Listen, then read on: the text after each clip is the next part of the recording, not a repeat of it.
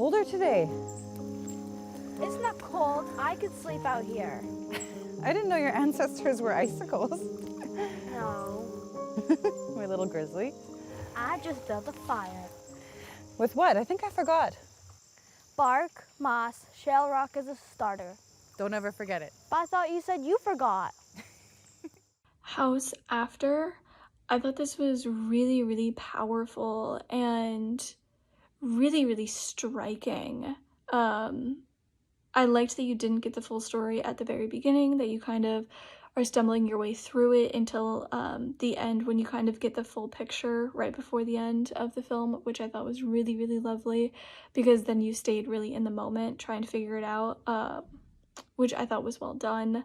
And then I loved the connection between the mom and her daughter, and she's obviously trying really hard to make sure that her daughter isn't losing her like ancestry and her culture while trying to navigate whatever is going on, and having these outside influences with this school and this church that are now involved in her daughter's life. And as you're moving through and you're seeing that she's clearly not 100% comfortable with that and what it means, and seeing it evolve as it's happening, I thought it was really, really lovely. And then you get to the very end and you see that the dad has passed away and that he's, killed in action. He's no longer there, and she's trying her best, but she's struggling. And then you have these two, religious figures that come to the door, and then you get, the actual, historical information at the very, very end. I thought was really, really, really powerful, and I thought the entire thing was done really well. House After. Honest and raw performances, capturing the turmoil, the familial pull between them, and that longing-based love. It was so present and reverberated throughout the piece due to some great acting and also a great vision. Loved the cinematography. It was very clear, and it centered the environment and the land as the fourth character, the fourth present character that captured the lessons of the push and the pull, of life and death, of place, of connection, and also struggle. So there was a lot of juxtapositions throughout the piece that really bounced off one another. Extremely difficult ending, but also important. And I'm grateful that they had the courage to go there with the filmmaking. And really well crafted. Dirigibles for House After. This is an outstanding production which very sensibly portrays the unimaginable pain and impotence that Indigenous families must have felt with yet another genocide in the name of religion. Residential schools is a tragic, unjustifiable chapter of Canadian history that will impact negatively a lot of communities for generations to come. This film manages to combine a citizen's duty as a soldier and then a sanctioned kidnapping of their child after his death. I love that line, "I don't feel here," which is quite mysterious and cryptic at the beginning. And then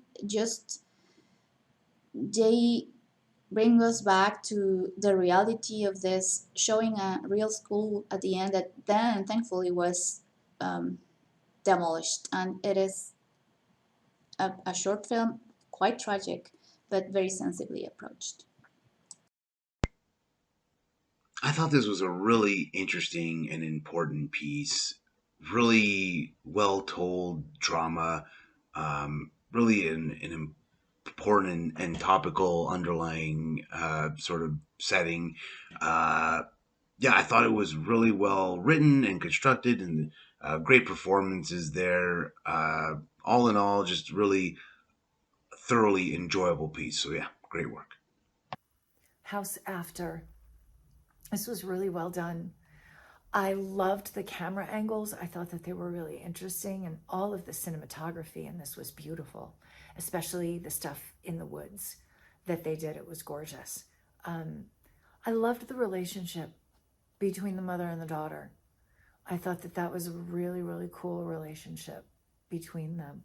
I also liked the twist that the filmmakers used, the lead up to having us figure out that the father was dead. I thought was also very, very clever. Yeah, you guys did an amazing job with this one. Hey, I'm commenting on the short film House After.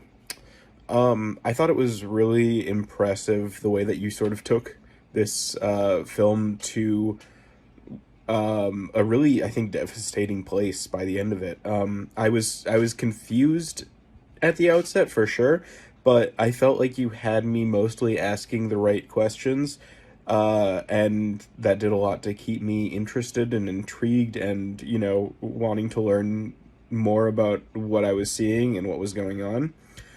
And as the pieces sort of fall into place, each one is, you know, like it really hits and resonates. And I think you did a really, really nice job, sort of letting that all feel like it was unfolding naturally.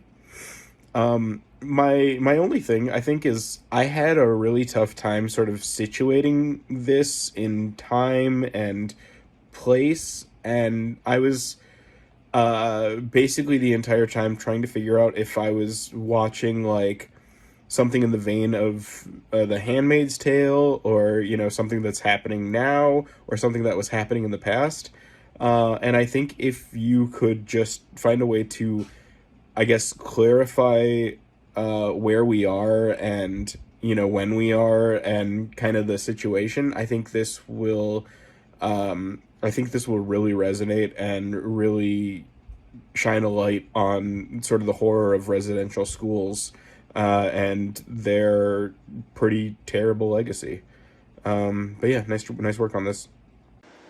All right, I just finished watching The House After, which I thought was a really strong piece that was inspired by a true story of a bunch of Indigenous children, mainly girls, I believe, in Canada that were found on grounds that revealed that they were murdered there. And I thought this piece was really great, not just because of the topic it was highlighting, but it really approached it with a level of respect and reverence that really, I thought, created a sense of empathy and a strong sense of desire to sort of explain the story in a way that doesn't sort of use the tragedy as a gore fest or as something to take advantage of, but sort of to reflect a level of humanity.